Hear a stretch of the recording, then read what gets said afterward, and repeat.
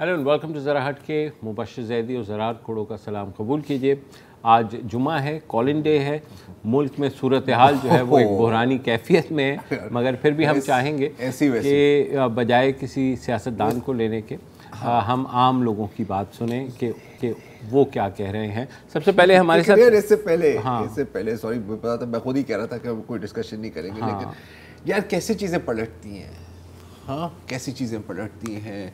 जो चैनल एक ज़माने में मतलब सर पर बूटे रख के बात करते थे, अब वो उनकी लाइन बिल्कुल मुख्तलिफ है। हाँ, जो पार्टी एक पार्टी को कहती थी कि जी हमारे साथ बुरा हुआ है, हमें इस तरह निकाला गया, वही वो बात कर रहे हैं। मतलब वाकई दुनिया गोल है। ये जियो और ARY की बात नहीं, मैं मुंह में क्योंकि हम डाउन पे बैठे हुए हैं। राहिल अशर हैं कराची से। जी राहिल भाई। जी अस्सलाम वालेकुम। वालेकुम अस्सलाम। अच्छा, मैं हूँ वैसे तो आजकल इस्लामाबाद आया हुआ हूँ। अच्छा, तो आप ही करा रहे हैं सारी चीजें, इसका मतलब है राहिल भाई। फाइनली आप मतलब मंजर आम पर आ ही गए। ठीक है जी। मंजर आम तो बिल्कुल है। अच्छा, मैं बात करते देखिए, ये जो आजकल के हालात हैं, जाहिर है यहाँ बैठे में फेडरल कैपिटल में किसी वो आए हुए थे फैमिली कमिटमेंट में, तो मैं एक चीज बात कर रहा था। इमरान खान की 3 बातें मुझे समझ में नहीं आई। पहले जब अदम एतमाद आई, 2 रकात नफिल पड़े शुक्राने के जी आगे, फिर कहा जी लूटा हुआ पैसा इस्तेमाल हो रहा है, फिर कहा जी इंटरनेशनल कॉन्स्पिरेसी मेरे खिलाफ हो रही है। तो देखें, जिस मुल्क का नाम लिया उसके मोहित यूसुफ और शहबाज गिल साहब दोनों ग्रीन कार्ड होल्डर हैं, पहले उनको फारिग करें। जब आप उनसे बात करें कि जी ये जो है हम मेरे खिलाफ ये कॉन्स्पिरेसी कर रहे हैं, क्या बुजदार को भी उसी ने निकाला। स्पोर्ट्समैन स्पिरिट का मुजाहरा करें, क्योंकि इस किस्म के जो हालात हैं मुझे समझ में नहीं आता। देखिए, कारोबार स्टैंड स्टिल है, कुछ नहीं हो रहा, हर आदमी परेशान है, क्या होना है क्या नहीं होना। ऑपोजिशन अपना कर रही है, ऑपोजिशन ने नंबर दिखा दिए। अगर आप में स्पोर्ट्समैन स्पिरिट होती है, आप ठीक है जी 172 176 है मेरे खिलाफ, मैं छोड़ देता हूँ। अब मुझे ये बताएं कि ये जो है इस किस्म के जो ये ऐसी कह रहे हैं कि जी सारी चीजें मेरे खिलाफ हो रही हैं, हर चीज ही, तो क्या पाकिस्तान की जो इस्टेब्लिशमेंट इनके खिलाफ हो गई, क्या ब्यूरोक्रेसी इनके खिलाफ हो गई, सियासी पार्टियां तो थी। तो ये इस किस्म का ये अपना बयानिया क्या ये अपने जो है ये वो जो कहते हैं ना कि जी जो सिंपैथी गेन करने के लिए ये सारा कुछ कर रहे हैं, वाकई इसमें कोई हकीकत है जी। बहुत शुक्रिया जी। अस्सलाम वालेकुम। अच्छा, बहुत अच्छे सवालात हैं। इसका कोई मुख्तसर जवाब देना नामुमकिन है, लेकिन मैं इतना ज़रूर कहूँगा कि जहाँ तक साजिश की बात है, अब ज़ाहिर है कि 7 मार्च को ये ख़त आया, ठीक है, ऐसे ही कुछ था ना, 7 मार्च को ये कम्युनिकेशन आई। अब ज़ाहिर है कि आपकी इस्टेब्लिशमेंट को भी पता है। अच्छा, आज एक इंटरव्यू में इमरान खान साहब कहते हैं कि 3 ऑप्शंस उनके सामने रखी गई। अच्छा, उसके बाद फिर मुख्तलिफ वर्जन्स आई कि जी असल में उन्होंने ख़ुद पूछा था और फिर उसके जवाब में मिली। पॉइंट मेरा ये है कि अगर ये साजिश है और ये वाकई इतनी सीरियस साजिश है, आपकी रजीम चेंज कराने की बात हो रही है, तो अगर इस्टेब्लिशमेंट को पता है और फिर भी वो मतलब सबको अंदर नहीं कर रहे आर्टिकल 6 में जैसे आजकल बातें हो रही हैं, तो अब क्या इसका मतलब है कि उनको पता है, उनको परवाह नहीं है, या फिर वो भी साजिश का हिस्सा है? मतलब लॉजिकली तौबा नहीं तौबा करें, मैं तो ऑप्शन दे रहा हूँ ना। देखिए लॉजिकली तो फिर यही 2 ऑप्शन निकलते हैं ना। तो क्या आप ये कह रहे हैं कि अफवाज पाकिस्तान और हमारी जो तमाम इंटेलिजेंस एजेंसीज हैं वो भी मिली हुई हैं, या फिर दे डोंट केयर? देखिए, मेरे 2 आपके पास ऑप्शन है ना। ख्याल में वो चीज़ जब तक सामने नहीं आई, नहीं वो है, मैं तो ऐसी इस बात पर बात कर रहा हूँ ना कि फिर इसके 2 ही नतीजे निकलते हैं ना। कोई तीसरा नतीजा अगर है तो मुझे तो नहीं समझ आ रही उसकी। और जहाँ तक ये गद्दारी की बात है, तो आज ही मेरे ख्याल है फवाद चौधरी साहब कह रहे थे कि हम कुछ कानूनी कार्रवाई भी कर सकते हैं। क्या थे? बगावत के मुकदमे कर सकते हैं। तो देखो, होने के लिए कुछ भी हो सकता है। बड़ी मज़ेदार दिन है। और कारोबार की जहाँ तक बात की, हमारी दुकान तो चल रही है आजकल। क्या करें, चले इन्हीं वक्तों में चलती है। तीसरे ऑप्शन की आपने बात की, तो हम तीसरे कॉलर के पास जाते हैं। हाशिम सहरानी साहब हैं कराची से। जी हाशिम भाई। उम्मीद है जी सर। मैं हाशिम सरानी, बेसिकली एडवोकेट हूँ कराची में। जी सर, ये बड़ी सिचुएशन जो है, सबसे पहले क्योंकि थोड़ा बहुत कानून मैं भी जानता हूँ, तो उस हिसाब से देखें अगर तो उस हिसाब से अगर कॉन्स्टिट्यूशनली पॉइंट से देखें तो खान साहब जा चुके हैं। क्योंकि उस हिसाब से तो खान साहब जा चुके हैं। और उसके बाद दूसरी बात जो मैन है, वो अगर देखें तो खान साहब ने जितनी भी पार्टियां हैं उनको लिटाया जरूर है। 14 साल के बाद काफ लीग के पास या MQM के साथ मुआहदा हो गया सेंट्रल गवर्नमेंट का। कुछ दिन पहले जो जो आइसलैंड देने की यहाँ पे बात हुई थी कराची में, फेडरल का कोई हुआ था इनके साथ, उस पे सारा वो हंगामा हो गया था कि सिंध को ये किया जा रहा है, वो किया जा रहा है। वो सारी चीजें अभी वो आप देख रहे हैं, सारा उसका एक पासा ही पलट गया है कि कोई लिख के दे दिया गया है, जो कहोगे कर देंगे इमरान खान के खिलाफ आज। उसके अलावा सर तीसरी बात ये है कि सर अब ये खत का जो मामला है, खत का मामला मैं समझता हूँ कि अगर 7 मार्च को आया था तो उसको जो है ना जरा आप पहले बता देते या कुछ पहले ही उसको शो कर दिया जाता तो आज शायद खान साहब को इतनी जो है ना वो ये ना करना पड़ता कि हमारे खिलाफ जो कॉन्स्पायरेसी हो रही है या कुछ भी हो रहा है। ठीक। उसके बाद सर अब जो है वो खान साहब के पास और कोई वैसे ही रास्ता नहीं बचा था, तो उन्होंने जो है वो अपने ऑफिस से कह दिया कि उनके पास तीसरा जो ऑप्शन है कि जो अभी अपोजिशन ने मना कर दिया है कि आप वापस लें तो हम जो है रिजाइन कर दूंगा या असेंबली डिसॉल्व कर दूंगा, क्योंकि वैसे तो उनके पास अभी पावर है नहीं, वो कर नहीं सकते। सही। तो मेरा ये ख्याल है सर। ठीक है, नहीं बिल्कुल आपकी बात ठीक है, कमोबेश यही बात हो रही है। और अगर हम गेम शो की फॉर्मेट पे बात करें तो खान साहब जो है 2 लाइफलाइंस अपनी जो है यानी फ़ोन अ फ्रेंड और 50-50 ख़त्म कर चुके हैं और अब उनके पास डू और डाई। तीसरा ऑप्शन था क्या? मैं तो भूल ही गया हूँ। नहीं, तीसरा ऑप्शन फोन अ फ्रेंड था, एक 50-50 था, 50-50 और को एक फोन अ फ्रेंड। हाँ नहीं, ये तो 2 हो गए। ये 2 हो गए। तो तीसरा ऑप्शन तो ये होता है कि अब आपने जवाब देना है, यानी अब 3 लाइफलाइंस थी। चले anyway, अच्छा मैं अभी ब्रेक में गूगल करता हूँ। एनीवे बदर मुनीर साहब हैं लैया से। जी भाई। अस्सलाम वालेकुम अस्सलाम। जी बदर साहब। आप सब मुबशर जैदी साहब, ज़रार खोड़ो साहब और ये वुसअतुल्लाह खान साहब। जी सर। हाँ, वो आज तो नजर नहीं आ रहे, लेकिन बहरहाल आप तीनों हमारे लिए तोहफे से कम नहीं है। और ये प्रोग्राम खास तौर पर जरा हट के और डॉन न्यूज़ के हवाले से मैं सबका शुक्रगुजार हूँ। हमारे ऑपरेटर साहबान भी और आपकी टीम का भी मैं शुक्रिया अदा करता हूँ। कल पहले मैं मुख्तसर सी बात करता था ताकि और कॉलर्स को टाइम मिल सके और वो बात कर सकें और ज्यादा से ज्यादा सामईन तक लोगों की बात पहुंच सके। आज थोड़ा सा मैं 2-3 बातें मुख्तसरन भी करना चाहता हूँ। फरमाइए। कि वजीर आजम साहब की जो मैंने कल स्पीच सुनी और फौरी मेरे बच्चों ने मुझसे उसके ऊपर बारे में पूछा तो फौरन मैंने बताया, मैंने कहा देखें इसमें हर कोई अपनी एक राय तो दे रहा है, बिल्कुल, लेकिन मेरी एज ए पॉलिटिकल वर्कर 44 साल से मैं एक सियासी कारकुन हूँ, मैं जिस नजर से देख रहा हूँ चीजों को, तो मुझे तो इसमें बहुत बड़ी खतरनाकी और खौफनाकी नजर आ रही। जब हमारे संजीदा हल्के इस चीज पे गौर खौज करेंगे कि जो उन्होंने जो बातें और डायरेक्ट एक सुपर पावर पर इल्जाम लगाया है और इस इल्जाम के जो खतरनाक हमें जो भुगतने पड़ेंगे, इसके जो नतीजे हैं, जो नताइज आगे आएंगे, जब दुनिया देखे ना, वो एक लेमैन की गुफ्तगू नहीं थी, वो एक वजीर आजम की गुफ्तगू थी। दुनिया वजीर आजम की गुफ्तगू को लेकर आगे चले। अब अमेरिका एक सुपर पावर है, अब उसके पास आपको पता है कि दुनिया की जो कुंजी है उसके पास है। अब हमारे लिए हम क्या हमें अफोर्ड कर सकते हैं कि जो दुनिया के साथ हमें हशर नजर आया इराक का, ईरान का और बाकी ममालिक का, तो क्या हम अफोर्ड कर सकते हैं? क्या हमारे इदारे स्टेक नहीं आ गए कि ये इसको मतलब होना चाहिए? तो ऐसे गैर जिम्मेदार आदमी, जैसे वो कहते हैं ना, अनोखा लाडला खेलन को मांगे चांद रे, या हमें एक लेमैन जो बढ़ के मारने वाले गलियों में बैठे होते हैं, मुझे वजीर आजम बना दे तो मैं पाकिस्तान को 1 मिनट में ठीक कर सकता हूँ।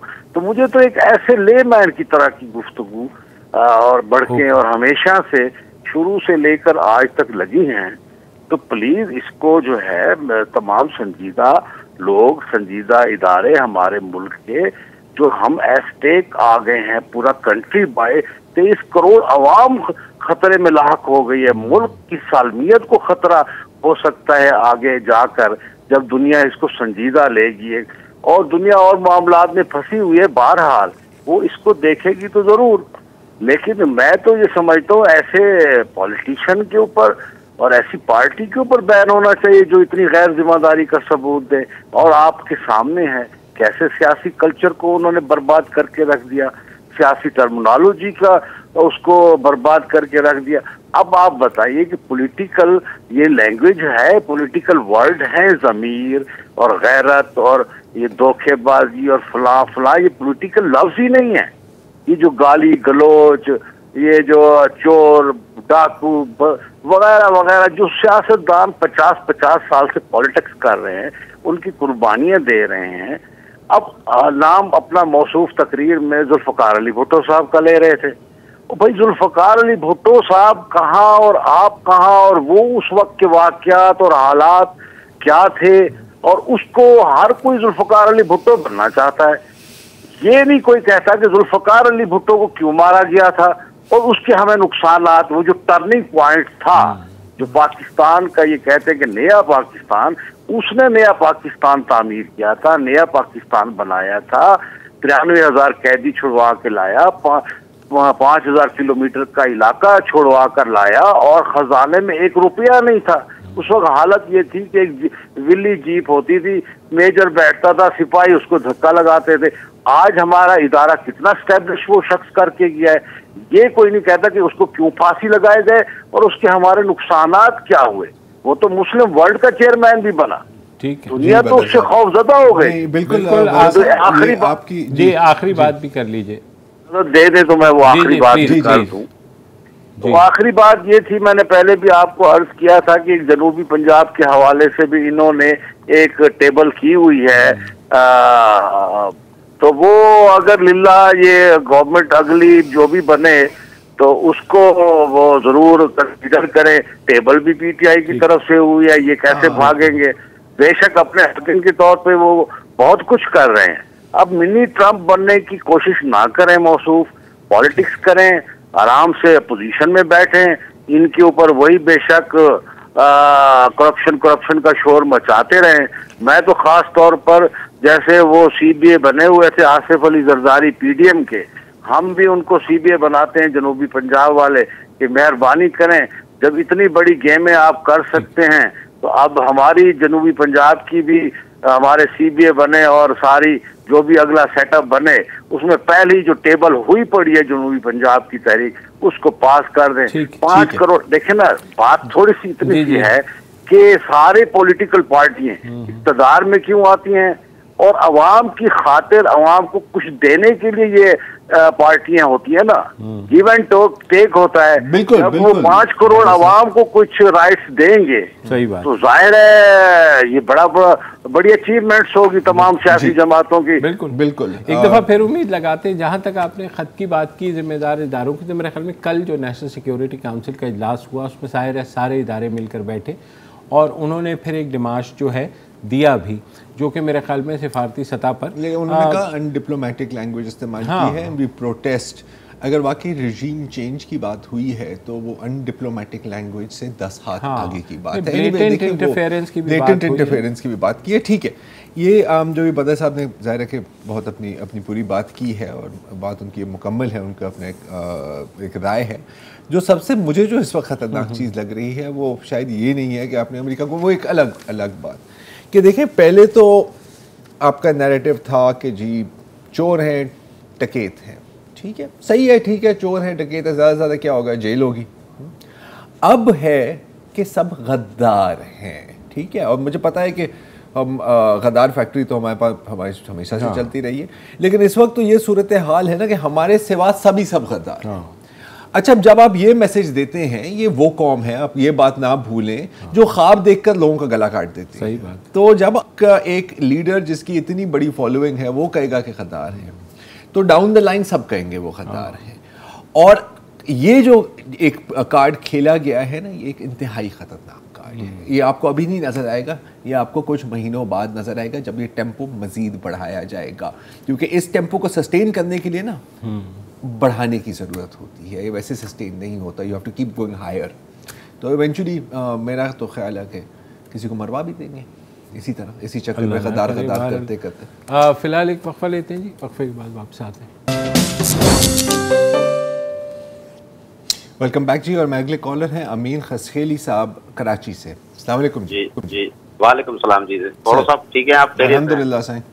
सर मेरी राय ये है कि एक बंदा अगर ये कहता है कि ये अमेरिका के ने साजिश की है हमारे खिलाफ, और ये हमें सबको पता है एज ए पाकिस्तानी कि हम वाकई अमेरिका के वेंटिलेटर पे हैं, तो वो अपने आप को अहम क्यों समझता है? वो पाकिस्तान को अहम समझे, वो कह दे पूरी कौम को कि भाई पाकिस्तान अहम है, मैं अहम नहीं हूँ, मैं फिर इलेक्शन जीत के आ जाऊंगा, पाकिस्तान बचाना है क्योंकि हम अमेरिकन एड IMF के बगैर इस वक्त वेंटिलेटर पे हैं। अगर वो मोहब्बे वतन होता। और दूसरी मेरी राय ये है कि मुझे हैरत होती है कि वो अभी तक क्रिकेट का मैदान समझ रहा है, क्रिकेट का खेल समझ रहा है, तो कल 174 अपोजिशन ने असेंबली में मेंबर्स शो किए हैं इखलाकी तौर पे, तो वो आउट हो गया। अब वो रिव्यू में चला गया है, एज ए चले क्रिकेट समझ लेते हैं, वो रिव्यू में चला गया है, वो अंपायर की उंगली का इंतजार कर रहा है और एम्पायर भी खामोश बैठे हुए हैं, तो उसको कौन आउट करार देगा? मतलब ये सारी कौम जो है ना इस वक्त एक नफ्सियात में पड़ी हुई है कि भाई या तो छोड़ो या इलेक्शन कराओ, मुल्क को आगे तो बढ़ने दो, एक जगह पे हम रुक गए हैं। मतलब ये कौन सी सियासत है? एक तो उनके मतलब जो पूरी ब्रिगेड है, गाली गलोच, ये इनके लोग कौन थे? वो डिफेंस वाले, हम जैसे गरीब लोग तो PTI को वोट भी नहीं देते, वो डिफेंस वाले लोग थे, पढ़े लिखे वेल एटीट्यूड लोग जो इनके वोटर थे, उनको ये कल्चर सिखा रहे हैं। ये कल्चर है सियासत का आइंदा। भुट्टो साहब ने इलेक्शन जब वहाँ उस दौर में नहीं माना गया तो उन्होंने इलेक्शन अनाउंस कर दिया, इलेक्शन अनाउंस हो गया, चलो एहतजाजी तहरीक हुई, वो चला दी गया। अब आप भुट्टो बनने की कोशिश कर रहे हैं तो सबसे पहले तो पाकिस्तान है। मेरे ख्याल में कोई भी सियासी पार्टी हो, सबसे पहले पाकिस्तान है। अगर पाकिस्तान को वाकई थ्रेट है इस तरह का तो हम तो चल ही नहीं सकते आगे। तो आप छोड़ दें हुकूमत भाई, हम पाकिस्तान बचाते हैं, चले इलेक्शन होंगे, मैं दोबारा आ जाऊंगा, मेरा वोट बैंक है। कम से कम खान साहब को ये कोई तो मतलब कोई भी न्यूट्रल एम्पायर भी इस तरह कोई समझाने वाला नहीं है, जिद पे बैठे हुए हैं। देखिए खान साहब को जो समझा सकते हैं ना वो खुद खान साहब हैं और कोई नहीं समझा सकता। मैंने तब तो मेरे ख्याल है कि थर्ड एम्पायर ने भी आउट ही दे दिया है ना। हाँ, लेकिन अभी वो जो अपील कर रहे हैं ना, वो जो स्टेडियम में जो क्राउड है जो मैच देखने आया है वो उनसे अपील कर रहे हैं कि मुझे नॉट आउट डिक्लेयर कर दें and so on and so fourth. ऐसे ही अयाज नज़ीर गुजरांवाला से। जी अयाज साहब। जी अस्सलाम वालेकुम सर। वालेकुम अस्सलाम। सर मेरा सवाल है कि देखें वज़ीर आज़म ने आज बात की इंटरव्यू के दरमियान अपने के, मैं और अगस्त के महीने से ये चीज़ जानता था कि मेरे खिलाफ ये साजिश होने लगी है, तो वो इतनी देर से क्या कर रहे थे? बैठे हुए थे चुप करके कि ये साजिश करेंगे, फिर मैं इनको गद्दार कहूँगा, और वो समझ रहे हैं कि मैं एक पार्टी जो हूँ वो मुहिब्बे वतन हूँ, बाकी जितनी पार्टीज हैं वो गद्दार हैं। ये कैसे हो सकता है? फिर 21 मार्च वो कह रहे थे 7 मार्च को खत आया, 7 मार्च से चुप बैठे हुए थे, फिर उन्होंने अपने सॉरी सर, फिर उन्होंने अपने एक जलसे में वो खत लहरा दिया और आवाम को बताया कि ये तो मेरे खिलाफ साजिश हो रही है। और इससे पहले एक और चीज़ थी जो कह रहे थे इमरान खान साहब खुद के, मैं तो शुक्र अदा कर रहा हूँ अल्लाह का, ये मेरे खिलाफ अदम एतमाद ले आए हैं। तो ये सारी चीज़ें हैं। फिर उन्होंने दरमियान में इस्लाम कार्ड को खेला, तो इस्लाम कार्ड खेल रहे हैं जो कि बहुत ही खतरनाक नहीं है आपकी नज़र में भी और सबकी नज़र में, ऐसा कि वो अवाम को इश्तियाल दिला रहे हैं कि 1 लाख लोग इकट्ठे हो जाएं और इस्लामाबाद में। तो ये सारी चीज़ें किस तरफ जा रही हैं? क्या ये एक इस्लामी जमहूरिया पाकिस्तान जिस फलाई रियासत की बात करते हैं, मदीना की रियासत की बात करते हैं, क्या मदीना की रियासत का कोई भी दाई हो वो ऐसे करेगा या ऐसे लोगों को इश्तियाल देगा? से तो इस तरह नहीं करना चाहिए ना। हाँ, लेकिन मसला ये है कि इमरान खान की जो कोर कॉन्स्टिट्यूएंसी है वो उसको ये बात सुना रहे हैं। जाहिर है सारे पाकिस्तान को तो नहीं सुना रहे हैं मतलब लेकिन उन्हें भी ये बात पता है कि उन्हें अपनी कोर कॉन्स्टिट्यूएंसी को इंटैक्ट रखना है। उन्हें ये भी पता है कि परसों तक यानी इतवार के दिन तक वो वोट आउट हो जाएंगे।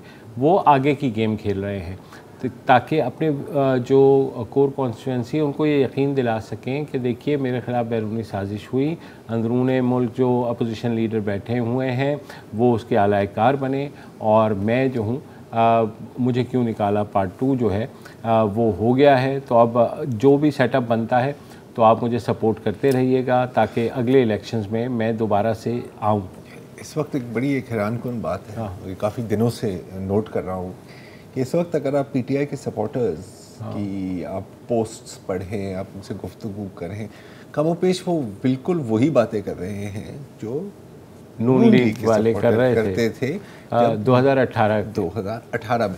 अच्छा, जो रियलाइजेशन है कि अगर सिर्फ नाम और डीपी से आप इमरान खान की तस्वीर निकाल के नवाज शरीफ की तस्वीर निकाल ले, आई स्वेयर कॉपी पेस्ट है, कॉपी पेस्ट है, लेकिन कोई इस बात को तस्लीम नहीं करेगा। और अगर आपने ये बात की, उन्होंने कहा कि आपकी जुर्रत के करप्ट डाकू गद्दार के साथ आपने हमारा नाम लिया, तो बड़ी मज़ेदार बात है। ज़ीरो रियलाइजेशन है और कोई रिफ्लेक्शन नहीं है, लेकिन अब बड़ी मज़ेदार जिस तरह उन्होंने ये बात कह रहे हैं कि उन्होंने ख़त इतना लेट क्यों दिखाया, उस पर भी जो डिफेंस आ रही है वो इंसाफियंस की जानिब से, वो ये है कि जी यही तो वो ट्रम्प कार्ड सरप्राइज़ रखा हुआ था कि ताकि चीज़ें इस तक पहुँचें और वो उस चीज़ को शो करें। बहुत अक्लमंद। मैं तो कहता हूँ, अभी अयाज भाई जो बात कर रहे थे कि यार मैं तो कहता हूँ पाकिस्तान को Guinness book of world records में अप्लाई करना चाहिए, क्योंकि एक मुल्क में इतने गद्दार और मुल्क अभी तक चल रहा है, कोई गोल्ड मेडल मिलना चाहिए। वक्फा ले लें।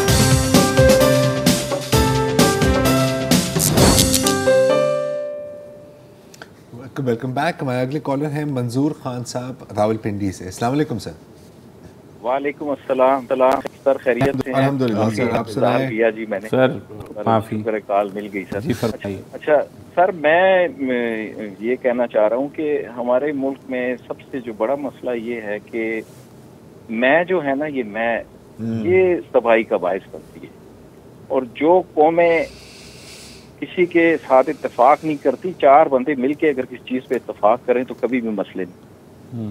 अब इन्होंने यही फैसला किया हुआ है कि जी इमरान खान जो काम करता है वो बिल्कुल ठीक कर रहा है, बाकी नहीं कर सकते। ये मैं जब आ जाती है तो इससे मुराद कभी भी ये कामयाबी की तरफ नहीं जाता, क्योंकि एक शख्सियत से कभी भी माशरा नहीं बनता। माशरा जो है ना इज्तिमाई सोच से बनता है, और जमहूरियत उस दिन ख़त्म हो जाती है जब गैर इलेक्टेड लोगों को ला के मुसल्लत कर दिया जाए, और इलेक्टेड लोग जो इतना लंबा प्रोसीजर करके आते हैं उनको जब कॉर्नर कर दिया जाए, तो ग्रास रूट लेवल पे लोगों का जो ग्रीवेंसेस होती हैं वो उन तक नहीं पहुँच सकती। अब ये जो सिस्टम है, इस सिस्टम ने ही असल में तबाही की। दूसरी बात ये है, जब ये जो कुछ कर रहे होते हैं यही चीज़ ग्रास रूट लेवल पे जाती है। जी बिल्कुल। अगर ये रिएक्ट करते हैं तो ग्रास रूट लेवल पे भी रिएक्शन होता है। अगर ये झूठ बोलेंगे तो ग्रास रूट लेवल पे भी झूठ का म्यार ऊपर जाएगा, ऊपर की तरफ जाएगा। अब ये नहीं समझ पाते कि ये जो कुछ हम कर रहे होते हैं इसका मैसेज जो है ये निचली सतह तक जा रहा है। नहीं, ये जानते हैं, चाहते हैं नहीं चाहते हैं ये जो भी, लेकिन मेरे रब का निज़ाम है, अल्लाह ताला ने जब किसी को इज्जत देनी होती है तो वो बंदा अपनी काम से जब मुखलिस होता है तो अल्लाह उसको बहुत इज्जत देता है। मिसाल के तौर पर मैं अब्दुस्तार ईदी साहब का नाम लूँगा, जो पाकिस्तान में कायदे के बाद अगर उनके लिए जब उनकी वफात हुई तो जो सर्विसेज चीफ ने और मुख्तलिफ इदारों ने उनको जो प्रोटोकॉल दिया और जिस तरीके से, तो बात यह है कि उन्होंने तो ना कोई लिबास अच्छा पहना हुआ था, ना उन्होंने कभी जूते वो पहने हुए थे, लेकिन उनके अंदर जज्बा था। हैसियत कौम उन्होंने कौम के लिए हर वक्त पॉजिटिव सोच रख के काम कर रहे थे। तो इज्जत और दूसरों में मोहब्बत जो है वो कारकर्दगी से की जाती है और मुखलसी से की जाती है। बिल्कुल, और ना ही वो किसी को गद्दार करार देते थे और ना ही मजहब दुश्मन। इनफैक्ट बल्कि उनको मजहब दुश्मन करार दिया गया था काफ़ी बार। बिल्कुल, आपकी बात 100% दुरुस्त बात। बिल्कुल। हमारे बहुत पुराने कॉलर सरवर हसीन साहब हैं, welcome to the show. Sarwar साहब कहाँ, ये आप ही पूछ लें।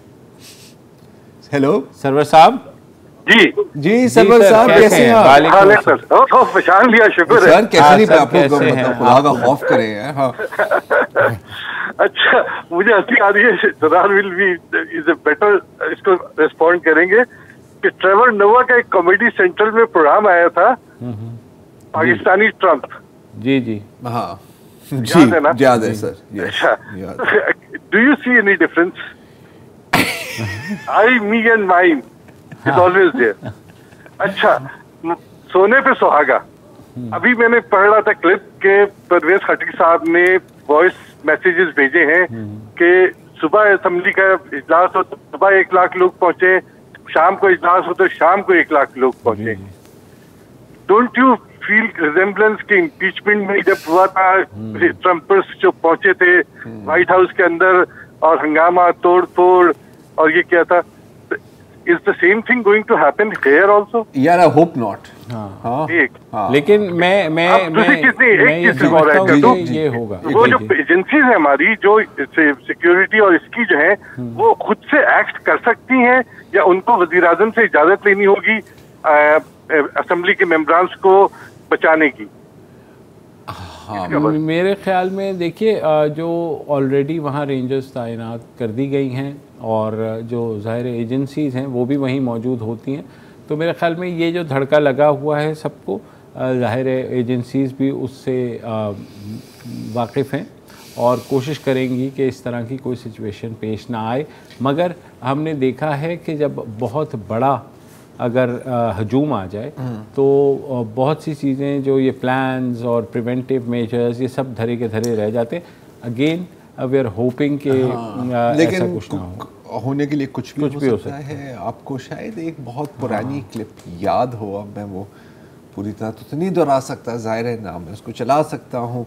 तो एक मसूफ ने बात की थी कि अगर 10,000 लोग निकल आए, 30,000 सॉरी, मेरे फिगर हिसाब मेरा थोड़ा कमज़ोर है, निकल आए तो कुछ लोगों की याद है आपको? अगर नहीं पता तो गूगल कर बिल्कुल याद है। परवेज़ खटक साहब के साथ किसी ने बड़ा अच्छा लिखा उनके बयान के नीचे, उन्होंने कहा इनको तो हम जेल में भी नहीं डाल सकते क्योंकि उसमें से निकल जाएंगे। बुरी बात है, देखो इस तरह नहीं बात करनी चाहिए किसी के बारे में। राय तस्लीम है जी लाहौर से। राय साहब अस्सलाम वालेकुम। वालेकुम अस्सलाम जी, सर क्या हाल है? अल्हम्दुलिल्लाह सर, फरमाइए। अच्छा सर, बस वाकई अच्छी गुफ्तगू चल रही है, दोस्त बहुत अच्छा कर रहे हैं।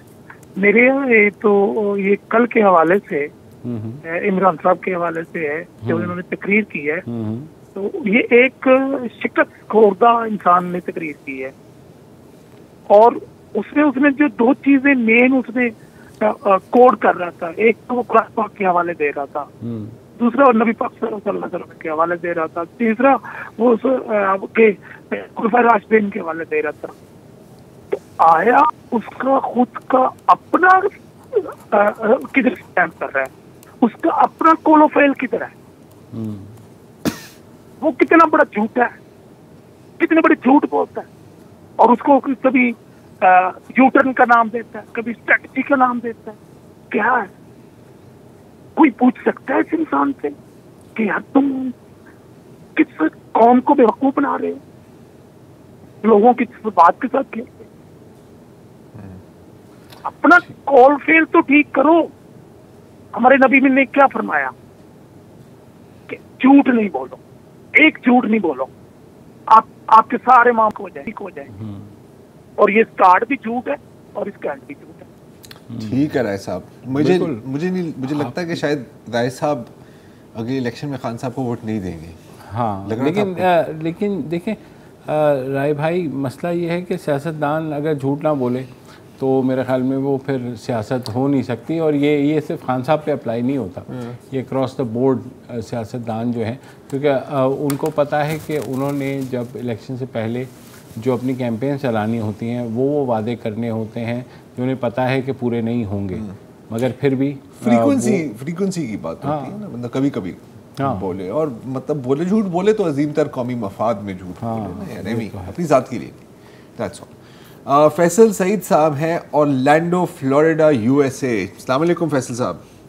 अस्सलाम वालेकुम सर। अस्सलाम वालेकुम। वालेकुम अस्सलाम। अल्हम्दुलिल्लाह। मैं सर बस बाकी तो काफी मैं सुन रहा हूँ आपकी बातें, बिल्कुल वो फेमिलियर हैं, वही जो बातें करनी है वही हैं, लेकिन इसमें ये मेरी सोच ये थी कि अगर ये ऑपोजिशन मतलब जीत जाती है और ये हल्फ उठा लेते हैं तो इनको ये चाहिए कि ये आइंदा के लिए इदारों की मुदाखलत ना होने का डोमेस्टिकली या इंटरनेशनली कोई पैक्ट करें, इसमें कोई शर्म वाली बात नहीं, बिल्कुल नहीं है। हकीकत है कि इदारे मुदाखलत करते हैं, उसको आप इंटरनेशनल पैक्ट के तहत मुआहदा करें, नहीं तो इसको वापस कर दें। ये जो हाल 3 हफ्ते से मुल्क को जाम करके बैठे हुए तो ये भले से इन्हीं को बेशक वापस कर लें, कोई इसमें वो मसला नहीं है, क्योंकि ये देख लें जो ये लाए हैं और वो ये क्या कर रहा है।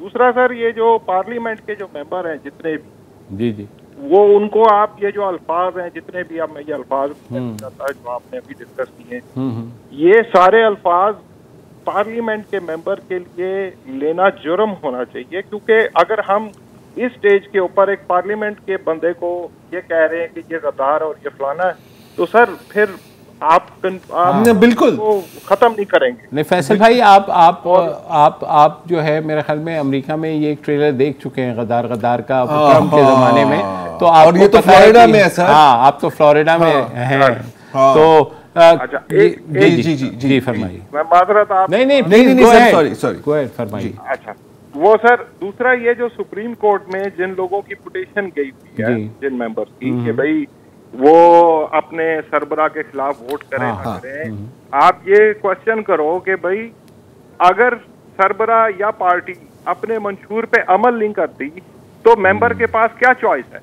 क्या वो जब वो मंशूर पे ही नहीं अमल कर रहे हैं और वो किसी तरह भी वो उस काबिल नहीं कर रहे हैं, तो आपके पास क्या चॉइस है? सही कि आप मतलब 50 लाख नौकरियां हैं और 1 करोड़ घर है, और मतलब आपकी जो ये चीजें हैं, बिजली गैस सस्ती करनी है, अगर आपके ये मंशूर नहीं है, आप आम आदमी को दे रहे हैं, तो फिर मेंबर क्यों उसका पाबंद रहे? ठीक है। और जी फैसल भाई, सॉरी हमें यहाँ वक्फा लेना है। Thank you. उम्मीद है आपसे आइंदा भी बात होती रहेगी। एक वक्फा ले लीजिए। Welcome back. कामरान अली हैं नवाबशाह से। कामरान साहब फरमाइए। गंदी ये इस कदर है, मुमकिन नहीं सफाई, बेकार इस पे होगा जितना बहाए पानी, बू है करप्शनों की, धब्बे हैं धांधली के, तेजाब से धुलेगी लीडर की शेरवानी। क्या बात। और हॉर्स ट्रेडिंग जब से आई सियासत में, कौम को है मालूम जो सौदे होते हैं, पहले तो हम घोड़े बेच के सोते थे, अब ये घोड़े हमको बेच के सोते हैं। वाह, ऐसा ही है। अब मौजूदा सूरत हाल जो है वो नायक फिल्म थी भारतीय, उससे खलनायक, और अब गंगा जल की तरफ जा रही है कहानी। अच्छा। और हुकूमत से, जिसकी भी हुकूमत हो, उससे हाथ जोड़ के अपील है कि रमजान के अंदर खुदा के वास्ते लोड शेडिंग थोड़ी कम कर दें। अचानक इमरान खान का दौर चल रहा है, डबल हो गई लोड शेडिंग। ठीक है कामरान भाई। शफीकुर रहमान है रावलपिंडी से। जी शफीक भाई। जी अस्सलाम वालेकुम। वालेकुम अस्सलाम। जी सर, 2 सवाल है मेरे। जी एक तो ये सर, जो मौजूदा हुकूमत के जो बुज़रा हैं, इनका जो नैरेटिव है वो आपके सामने परवेज खटक साहब का जो बयान है जी, तो ये हम पाकिस्तान को किस तरफ लेके जा रहे हैं? आपके सामने है सर मजीद अदम इस्तेहकाम की तरफ, क्योंकि आपने देखा ये अदम इस्तेहकाम रुक ही नहीं रहा। पिछले कम से कम 2016 से लेके अब इसको जो है अगर लगा लें तो 6 साल हो गए हैं, मुसलसल जो है एक अदम इस्तेहकाम की कैफियत है, और हर बहरान जो है एक बड़े बहरान को जन्म दे रहा है। और ये जो बहरान है, अगर लोग ये समझते हैं कि इससे चीज़ें हल होंगी, तो मेरे ख्याल में इससे बड़े बहरान हल तो कहीं कोई मेरे ख्याल सोच ही नहीं रहा कि इससे हल होंगी, क्योंकि नहीं हल करने की तो बात ही नहीं हो रही ना, मतलब मजीद बिगाड़ने की बात हो रही है, परवेज खटक की बात हो रही है।